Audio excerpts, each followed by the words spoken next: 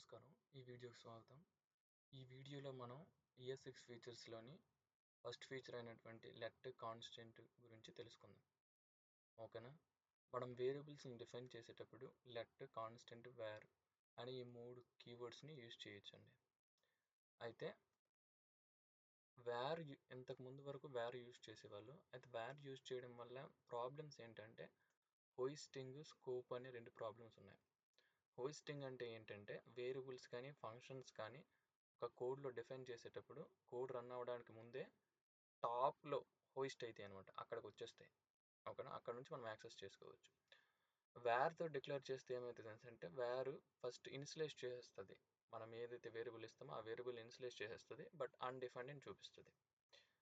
ఓకేనా? Function scope అంటే ఏంటంటే ఏదైనా ఒక బ్లాక్ ఆఫ్ కోడ్, ఓకేనా, ఇఫ్ కండిషన్ కానీ ఎల్స్ కండిషన్ కానీ ఒక ఫంక్షన్ కానీ ఇస్తే ఆ బ్లాక్లో మాత్రమే దాని తరకు స్కోప్, అంటే అక్కడే అది మనకి దొరుకుతుంది. దాని నుంచి బయటికి వెళ్ళిపోతే అది మనకి దొరకదు. ఇప్పుడు లెట్ సపోజ్ ఇప్పుడు మనం తెలుగు మాట్లాడుతున్నాం. ఆంధ్రప్రదేశ్, తెలంగాణలో అయితే తెలుగు దొరుకుతుంది మనకి. అది కాకుండా వేరే దగ్గరికి వెళ్ళిపోనుకో మనం అవుట్ ఆఫ్ స్కోప్ అయిపోతాం. అక్కడ మనకి తెలుగు పెద్దగా దొరకదు. ఓకే. సో అదేవిధంగా ఇది ఒక స్కోప్లో మాత్రమే ఆ వేరియబుల్ అనేది అవైలబుల్ ఉండాలి. ఓకేనా? ఆ స్కోప్ తర్వాత అది చచ్చిపోవాలి, మళ్ళీ దొరకదు. సో మనం ఇక్కడ చూసుకున్నట్లయితే ఈ ఎగ్జాంపుల్ చూడండి. console.log తర్వాత var a is equal to 10, log a is equal to 10. ఇక్కడ చూడండి, ఏ అనేది ఇక్కడ నేను ఇనిషియలైజ్ చేశాను, కానీ ఇది ఇక్కడ అవైలబుల్గా వచ్చేసింది, అన్డిఫైన్డ్ అని చూపిస్తుంది. console.log తర్వాత ఇనిషియలైజ్ చేసిన తర్వాత తన వాల్యూ ఇక్కడ వచ్చింది. స్కోప్ ఇష్యూ ఇక్కడ చూసుకున్నట్లయితే మనకి ఇక్కడ చూడండి, ఇది ఇఫ్లో ఇది బ్లాక్ స్కోప్ అనమాట. చూడండి, ఈ 2 బ్రాకెట్స్ మధ్యలో ఉంది కదా, సో దీన్ని బ్లాక్ స్కోప్ అంటాం. ఓకేనా? If true is equal to అన్నప్పుడు where X is equal to 20 అన్నాం కదా. ఈ బ్లాక్ అయిపోయిన తర్వాత ఈ ఎక్స్ని మళ్ళీ యాక్సెస్ చేయకూడదు. కానీ చూడండి, వేర్ యూజ్ చేసిన తర్వాత మనకి ఎక్స్ అనేది ఇక్కడ కూడా యాక్సెసిబుల్ అయిపోతుంది, అవుట్ సైడ్ ది బ్లాక్లో కూడా. ఇది మనకి కోడ్లో ఎగ్జిక్యూట్ చేసి చూద్దాం, సరేనా?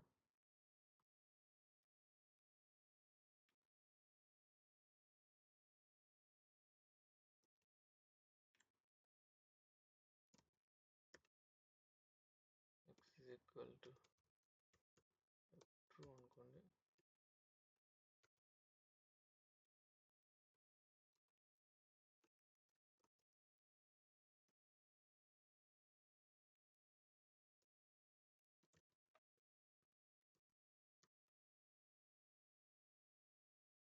ఇప్పుడు ఈ కోడ్ నేను ఎగ్జిక్యూట్ చేస్తున్నాను, చూద్దాం ఏమొస్తుందో.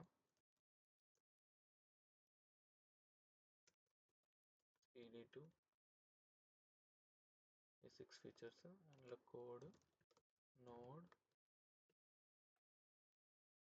ఇక్కడ చూడండి, ఇక్కడ మనం ఇనిషియలైజ్ చేయడానికంటే ముందే ఇది తీసుకోవడం వల్ల హోయిస్టింగ్ అవ్వడం వల్ల, అంటే ఫస్ట్లోకి రావడం వల్ల అన్డిఫైన్డ్ అని వచ్చింది.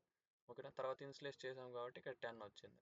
అదే ఇక్కడ చూడండి, బ్లాక్ స్కోప్లో ఇది ఇప్పుడు ఈ స్కోప్ అయిపోగానే ఎక్స్ చచ్చిపోవాలి, కానీ మనకి ఇక్కడ అవైలబుల్ అయిపోయింది. సో ఇవి 2 ప్రాబ్లమ్స్ అనమాట ఈ వేర్ని యూజ్ చేయడం వల్ల. సో ఈ 2 ప్రాబ్లమ్స్ మనం కోడింగ్లో కానీ ఉంటే ఇంకా ఎక్కువ ప్రాబ్లమ్స్ని క్రియేట్ చేస్తాయి. అందుకోసమని ES6 ఫీచర్స్లో లెట్, కాన్స్టెంట్ అనే 2 కీవర్డ్స్ని తీసుకొచ్చారు. ఈ 2 కీవర్డ్స్ ఎలా పనిచేస్తాయి అనేది మనం తెలుసుకుందాం. సో ఫస్ట్ లెట్ చూసుకున్నట్లయితే ఇది బ్లాక్డ్ స్కోప్ వేరియబుల్ డిక్లరేషన్. అంటే ఒక బ్లాక్లో ఇది ఒకసారి డిఫైన్ చేసామనుకోండి, ఆ బ్లాక్ అయిపోగానే ఇది మెమరీ నుంచి వెళ్ళిపోద్ది, మన భాషలో చెప్పాలంటే చచ్చిపోద్ది. సో అప్పుడు మనం ఏంటంటే వై ఈజ్ నాట్ డిఫైన్డ్ అనేసి మనకు వస్తుంది అనమాట. ఓకేనా? అదేవిధంగా ఒకసారి దేన్నైనా ఇలా అసైన్ చేసామనుకోండి, మళ్ళీ దీన్ని రీఅసైన్ కూడా చేసుకోవచ్చు. మనం ఇప్పుడు ఏజ్ ఈజ్ ఈక్వల్ టు 25 ఉంది, తర్వాత ఏజ్ ఈజ్ ఈక్వల్ టు 26. ఓకేనా? రీఅసైన్ చేయడం అనేది అవైలబుల్గానే ఉంటుంది మనకి. కానీ కాన్స్టెంట్కి వచ్చేటప్పటికి ఇది కూడా బ్లాక్డ్ స్కోప్ అని, కాకపోతే ఇది రీఅసైన్ చేయడాన్ని ఒప్పుకోదు. ఒకసారి దేనైనా అసైన్ చేసామని అంటే అదే ఉండాలి ఫిక్స్డ్గా.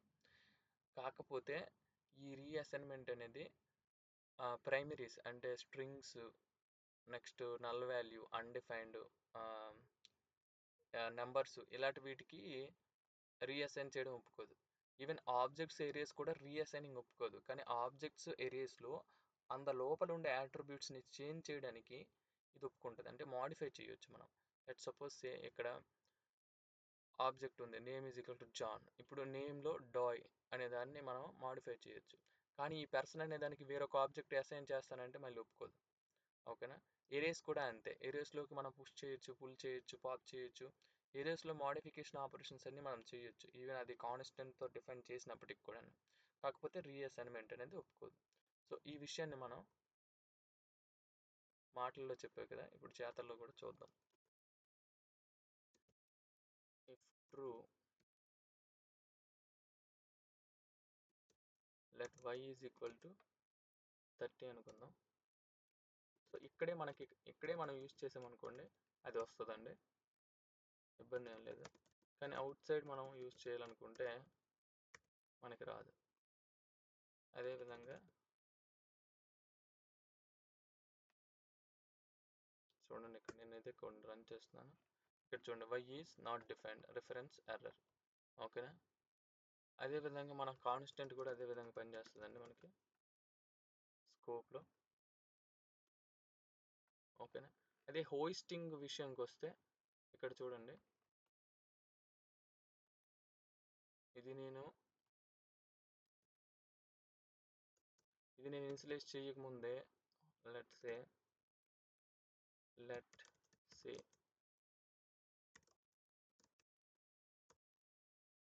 అని తీసుకున్నాను, console.log. ఓకేనా. సి అనే దాన్ని మనం ఇనిషియలైజ్ చేయకముందే నేను యాక్సెస్ చేయాలనుకుంటున్నాను. చూడండి, మనకి వేర్ కేస్లో అన్డిఫైన్డ్ అని వచ్చింది కదా, కానీ ఇక్కడ మాత్రం అలా రాదండి. ఎందుకంటే సి అనేది నువ్వు ఇంక ఇనిషియలైజ్ చేయకముందే తీసుకోవాలని ట్రై చేస్తున్నావు, అలా జరగదని చెప్తుంది. ఓకేనా.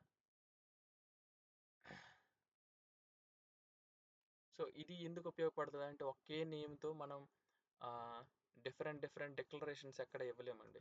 ఇది చూడండి, రీఅసైనబిలిటీ ఒప్పుకుంది, మళ్ళీ నిన్ను రీడిఫైన్ చేస్తాను సేమ్ వాల్యూస్తో అంటే ఇది ఒప్పుకోదు. దీన్ని కూడా తీసిద్దాం.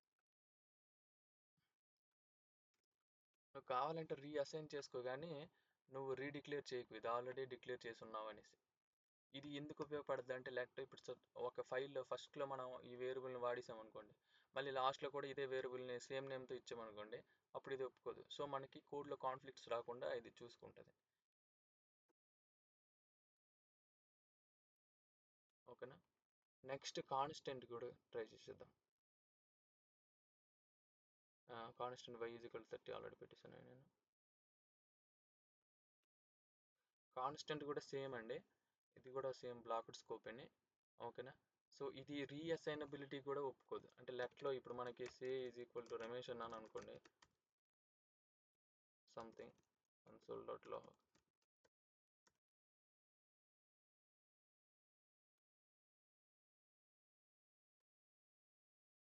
దీన్ని తీసేద్దాం.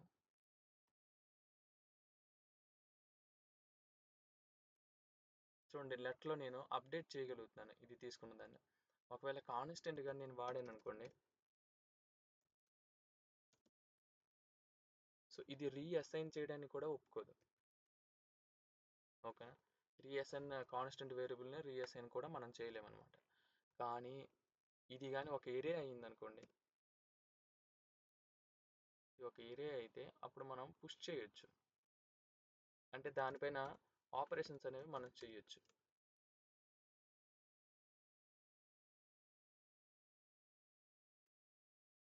ఓకేనా. ఏరియా ఆపరేషన్స్ మనం చేయొచ్చు.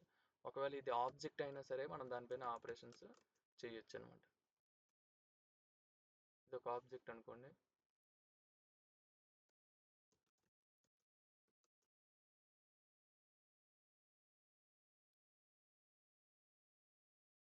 అప్పుడు కూడా మనం దీనిపైన ఆపరేషన్స్ అనేవి చేయొచ్చు.